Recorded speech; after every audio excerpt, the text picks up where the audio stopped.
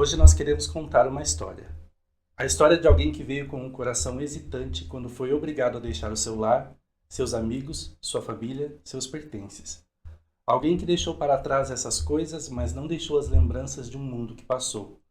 Tampouco se afasta do presente em um mundo que é obrigado a aceitar, com um vislumbre de um futuro incerto e que ainda está em construção. Não falaremos muito, apenas faremos algumas perguntas para que o personagem principal dessa história fale um pouco do mundo sob a sua perspectiva. Ele é Maiker Gutierrez, migrante venezuelano, que vive em Curitiba e tem 31 anos, e que nós conhecemos por meio do projeto Narrativas. Esse projeto foi idealizado por duas professoras do Centro de Línguas da UFPR, que dão aulas de português para migrantes. O fruto é um livro que vamos compartilhar com vocês, que conta histórias emocionantes de pessoas que migraram. Na verdade, Maiker é a própria história que será contada hoje. Eu sou Maiker Gutierrez, eu tenho 30 anos e eu sou migrante da Venezuela.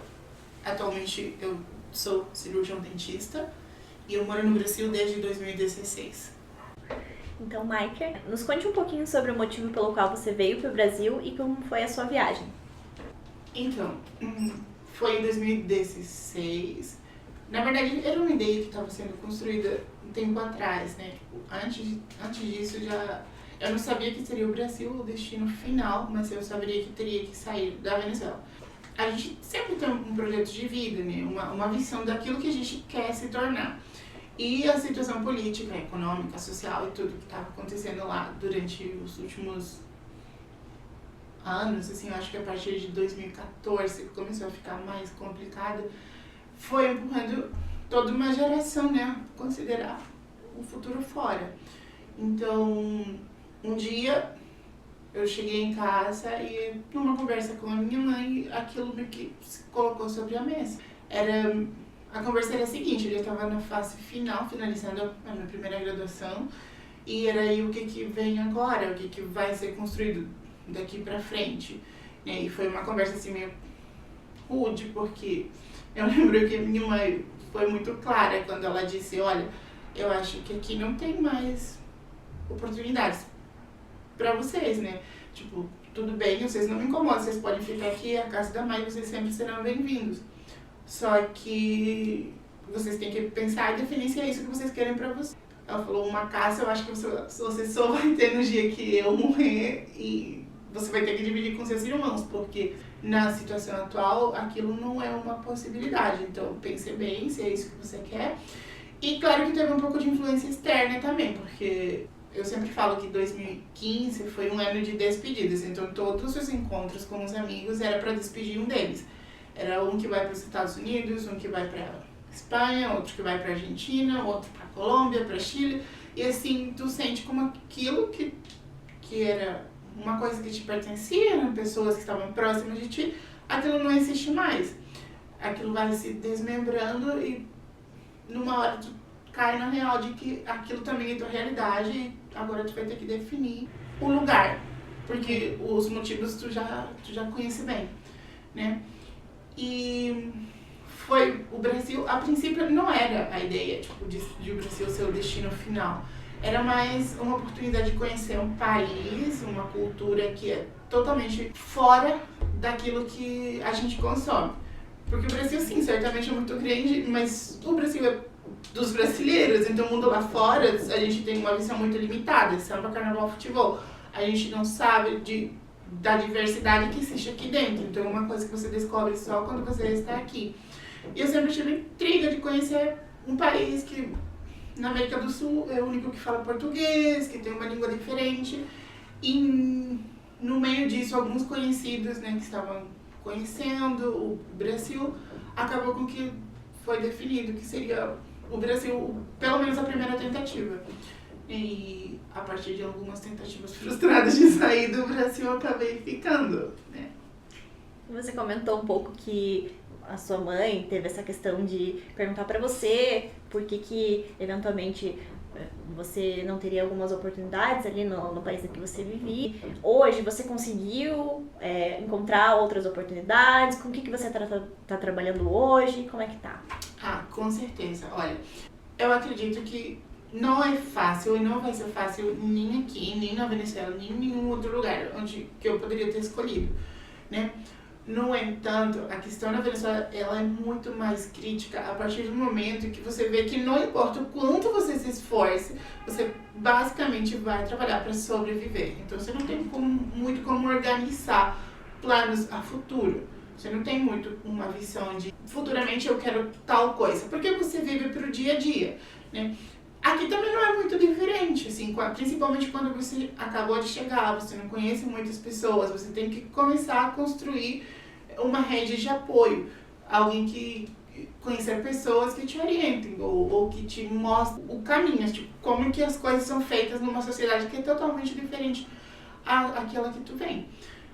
Mas eu sinto que sim, definitivamente, aqui tu trabalha, não é fácil, mas tu tem a oportunidade de pensar, pelo menos, em um futuro, né? Aqui, se a pergunta for especificamente eu conseguir tudo aquilo que eu pensava, não, mas eu sinto que eu estou construindo uma base para aquilo, né?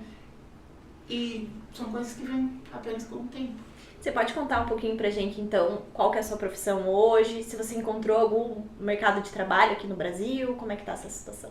Então, hoje eu sou cirurgião dentista. Eu formei pela Universidade Federal do Paraná, eu tive a oportunidade de fazer a graduação aqui e hoje eu trabalho com isso. Então, meu trabalho é basicamente em diversos consultórios, eu ofereço os meus serviços. Trabalho mais voltado para a área de endodontia, que é tratamento de canal e tudo que é inerente, né, à reabilitação oral. E é isso que eu me dedico, mas eu já trabalhei em diversas outras áreas desde que eu cheguei no Brasil. Desde vendedor de água na rua, como garçom no restaurante de comida japonesa, como recepcionista de motel, trabalhei panfletando na rua, então já teve tudo uma caminhada, assim, mas hoje eu sou cirurgiã dentista. Eu queria saber um pouco também sobre o processo de naturalização. Você já iniciou? Como é que tá? Em que percurso que tá esse processo? Eu dei entrada no meu processo de naturalização assim que for possível, desde o ponto de vista burocrático. Não é uma coisa que você fala assim, eu queria hoje, você precisa cumprir alguns prazos, né? Então eu iniciei esse processo em 2023. Eu fiz o início com toda a documentação, a documentação, Polícia Federal analisa, tem que demonstrar que tem um vínculo com a nação, que tem domínio da língua portuguesa.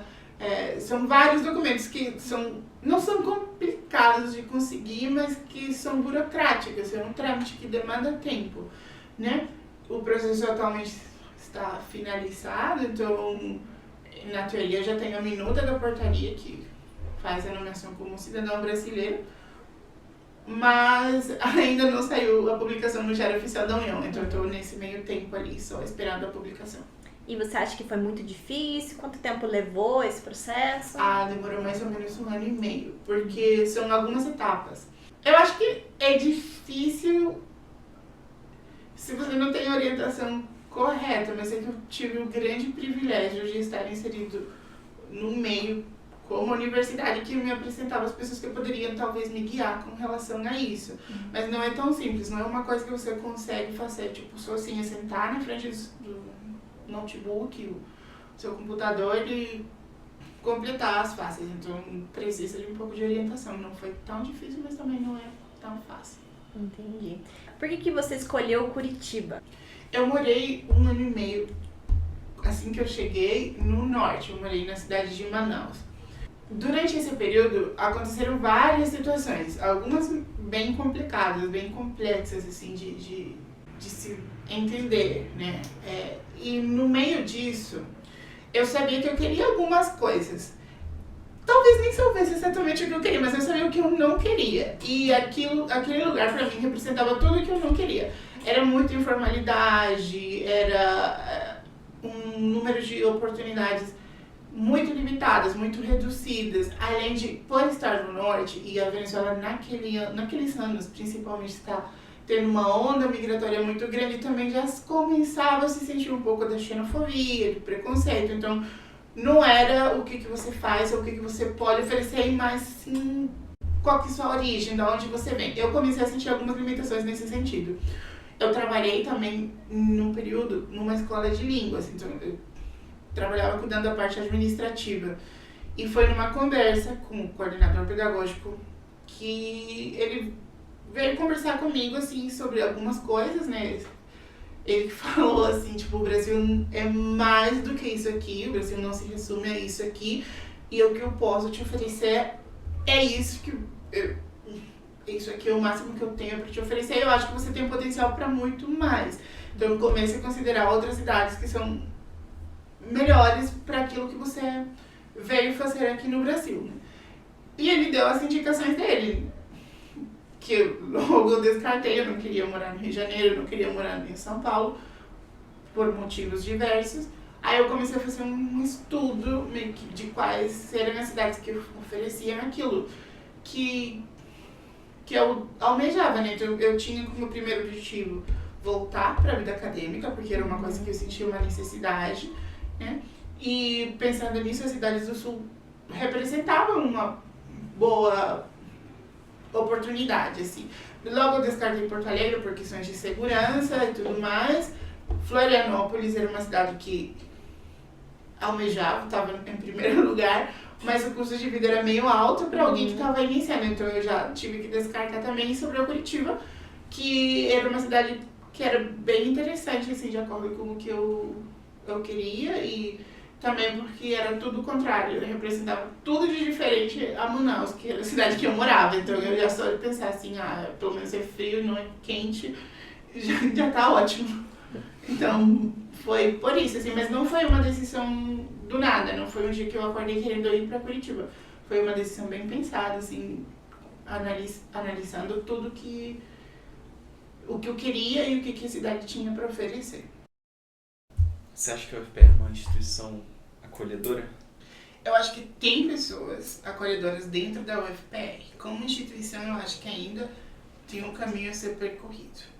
Né? Não tem políticas institucionalizadas, por exemplo, de acolhimento a migrantes. Tem políticas que eles tentam adaptar. Então, tem pessoas que realmente entendem que aquilo é importante, fazem um trabalho incrível, mas ainda falta. Ainda falta. Principalmente em questão de permanência, né? Porque não é só colocar as pessoas ali. Inclusive, muitas pessoas sempre comentam comigo assim, tipo, como se fosse um ato heróico, assim, meu Deus, você conseguiu se formar, não pegou nenhuma... Sim, mas quanto da minha saúde mental, do meu cabelo, ficou no meio desse processo, sabe? Porque não tem, então eu também não posso ser falsa e dizer, todo mundo tem oportunidade, sim, todos os migrantes vão. Não, eu tive como focar ou abdicar da minha vida durante 5 anos, abrindo mão para fazer uma faculdade das 7h30 da manhã até 6h30 da tarde, ainda fazer iniciação científica para conseguir juntar o dinheiro do material e pegar outras bolsas e trabalhar final de semana, o que não é uma realidade aplicável para uma mãe migrante, por exemplo, que tem que sustentar e bancar uma casa. Então ainda falta bastante com relação a isso. Mas existem pessoas, sim, com esse propósito. E você acha que tem algum momento no Brasil que foi memorável tanto quanto talvez o ingresso numa instituição que te permitiu sonhar com um emprego também? Eu acho que a finalização desse ciclo, tipo, foram 2 alegrias, o início e o final, sabe? É porque a finalização desse ciclo representou o resultado de alguns anos de muito esforço, de muita luta, né, sem romantizar, muito sofrimento e até sacrifício de saúde mental. Então, quando aquilo finalizou, foi meio que um sentimento de, consegui, eu venci, sabe? Então, foi um sentimento que se equipara com a sensação de eu consegui, sim, uma oportunidade incrível de fazer parte daquilo. E logo 5 anos depois, foi um sentimento de eu consegui vencer aquilo. Os brasileiros fazem você se sentir em casa? Eu me sinto em casa. Então, não precisa, né? Exatamente. Você quer responder o que é a vida, né, pra você? A vida é o desafio é constante. É uma mudança cíclica. A vida